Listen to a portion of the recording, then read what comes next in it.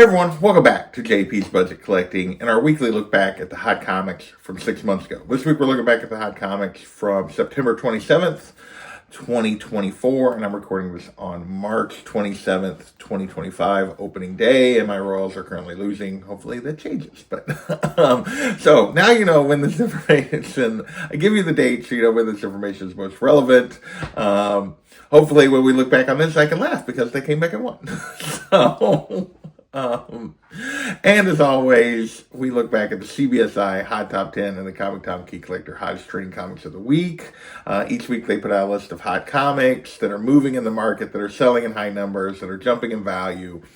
And we look back 6 months later to see what's happened to those comics. Why were they hitting the list back then? Why are they doing what they're doing now since? Would you have been better off chasing those books? Would you have been better off being patient? This week we got 17 books to talk about. Let's see what we can learn, and let's dig into this list. First up, we got RoboCop #1. First appearance of RoboCop in the comics. Back then, raw copies were going for $125. 9.2 was going for $139, and this was hitting the list because there's supposedly an Amazon RoboCop series coming. So that's why people were getting into this book. Now it's a $15 to $100 book for a raw copy. Only one recent high grade slab sale, and that was a 9.0, and it went for $163, which is higher than that 9.2. But from all other aspects, this book is down in a trap based on the raw sales. Only a couple sales even approaching that $100 mark. Most of them in the $40, $50 range. So yeah, down in a trap for this particular one. We'll see if this gets made. Next, we're going to move into our covers. First up, and this should have been cover/buzz. At the time, I didn't know it. First up, we have Mark Spears Monsters, #1. The Mark Spears open order variant. Hitting the list. This was the first of the Mark Spears Monsters to hit the list, and this is the first time JP gets to look back and go, boy, I was dumb. Back then, this cover was going for $50 to $60. Now it's $160 to $260 book for raw copies. 9.8, $430 to $600. At this point, this is the first time one of these showed up on the list. Did not know the phenomenon this was going to become, but yes, this is straight cash. It has been all of these 6 months. It'll be interesting to see as we go forward how this book continues to go and how much interest people continue to have. But yeah, this has been a straight cash book, as is the regular A cover, as has been a bunch of other covers and issues of this particular series. It has bucked all the trends that we typically follow. Mark Spears Monster, straight cash, homie. Next, we have Hello Darkness, #3, the Paulo Rivera unlockable variant.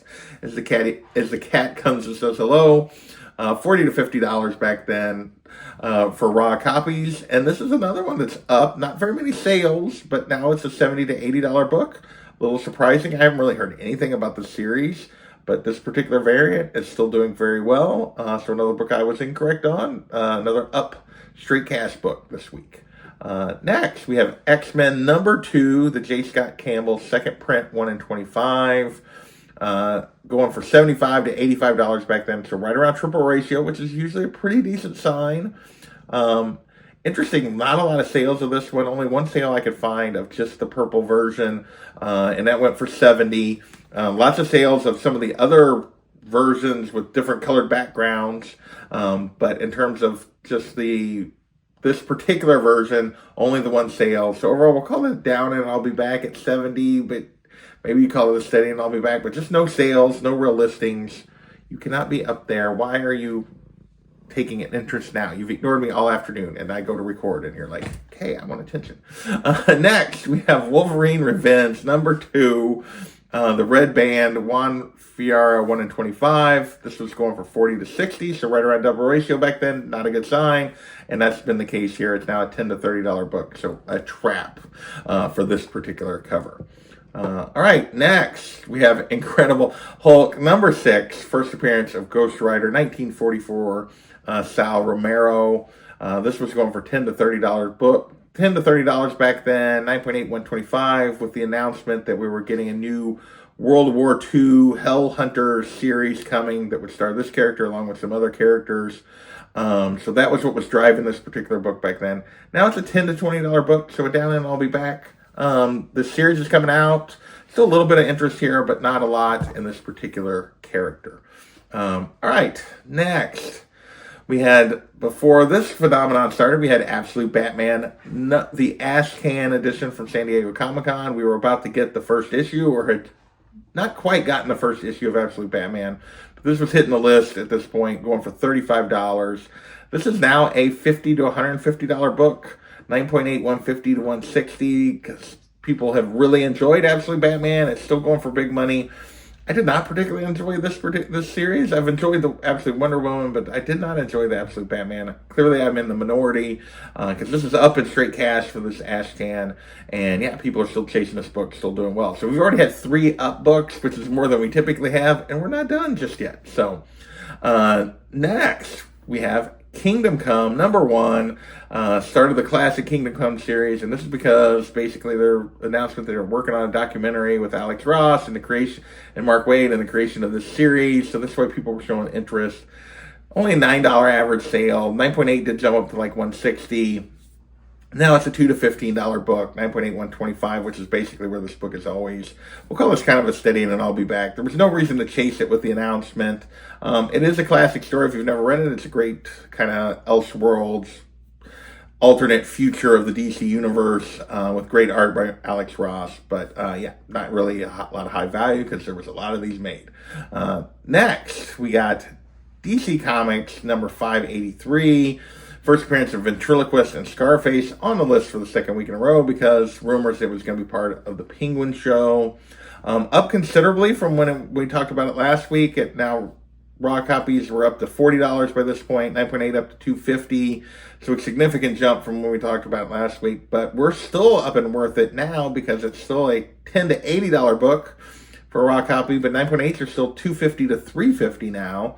So this book is still up even from the second week it was hitting the list, even though Ventriloquist did not appear in the show. So just a lot of renewed interest in this character. Apparently, maybe people realized what this book was, that it was somewhat undervalued, and it's maintained a higher value after this news that kind of put it on people's radar.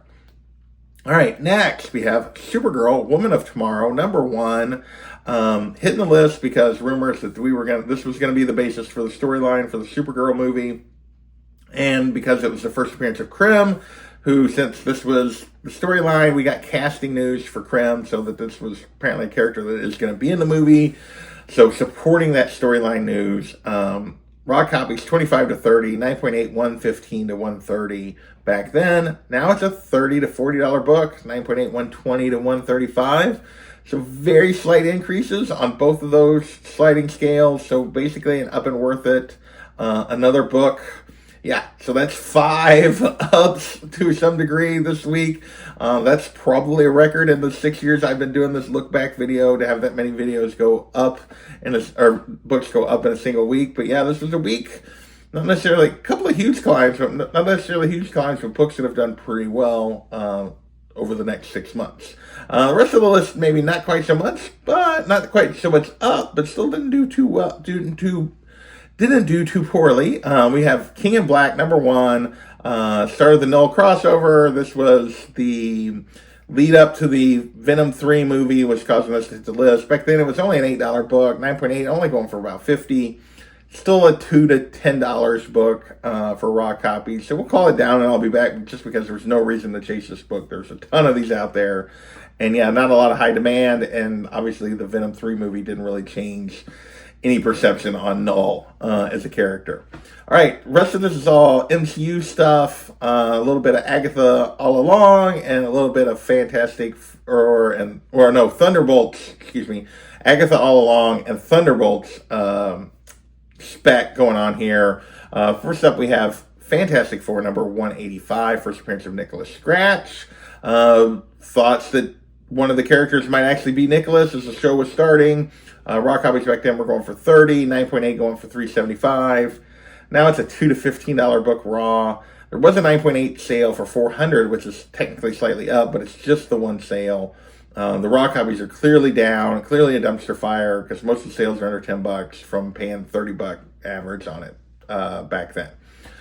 Next, Fantastic Four #186, first appearance of the Salem 7. Obviously, the group of witches that were part of the show. $25 to $50 back then, 9.8 for $4.50.